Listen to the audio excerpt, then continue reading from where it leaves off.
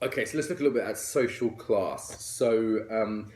I think this is one of the factors in terms of like privilege that's often not discussed that much, particularly because the narrative tends to come from America, which is more concerned with ethnicity and gender, whereas in the UK, and I actually think in America too, social class is absolutely massive. It's one that I grew up fascinated with because I grew up kind of lower middle class in a working class kind of farm community. My parents were teachers, so I was always considered like a bit posh almost. And then I went to Cambridge. I went to high school in Cambridge, sixth form in Cambridge, and all of a sudden I was like common because most of the people I was with were like upper middle class or upper class.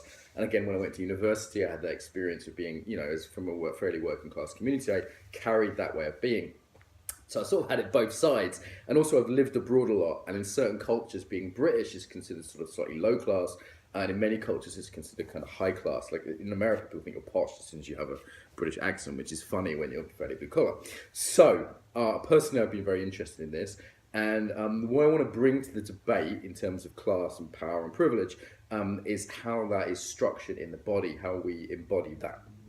So what I mean by embodiment is this notion that the body isn't just a piece of meat. The body is not just a brain taxi. The body is constantly not just expressing who we are, but there's a certain way of being that's coming across from me right now, from my body, how I move, how I breathe, my posture, but also creating. It's creating on a moment by moment basis who we are. So if you test this if you want, go around with your head down, you feel depressed, go around with your head up, you'll feel differently. Yeah, experimentally verifiable. So this is the notion of embodiment, and what I've seen over the years is people from more high class or high status backgrounds, irrespective of how much power they will have, say, in a company or how much money they have in the bank, will have a certain embodiment, a certain way of being.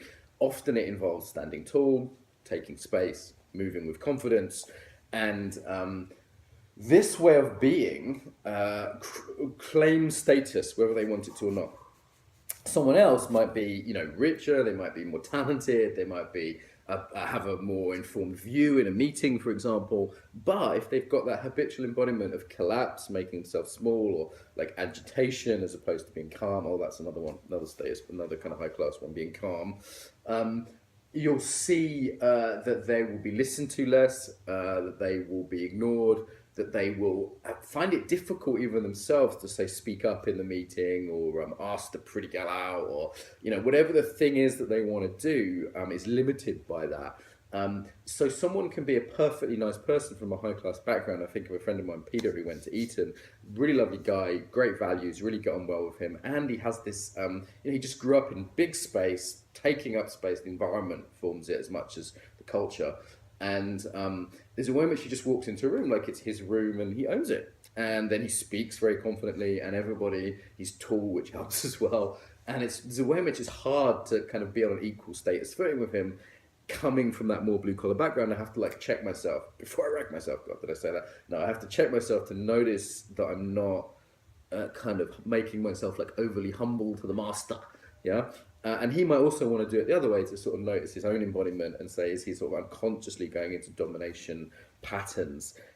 So yeah, social class is massively constructed in this way, and it gets recreated in this way. So even if you had like two kids that both were smart, they both managed to get a good state education, they both went to a university, they both graduated, let's say they both got on first honours from Cambridge University, you'd think, wow, now they're on equal footing, right, when they go for a job interview. No, they're not, because one of them is walking in with that, big status embodiment, and the other one is walking in without that kind of confidence. So when we talk about confidence, there's way more to it than that. So power is embodied, class is embodied, status is embodied, and it's really well worth being aware of that. And I hear people talk about like language use a lot, but this embodiment side, not so much. So worth paying attention to.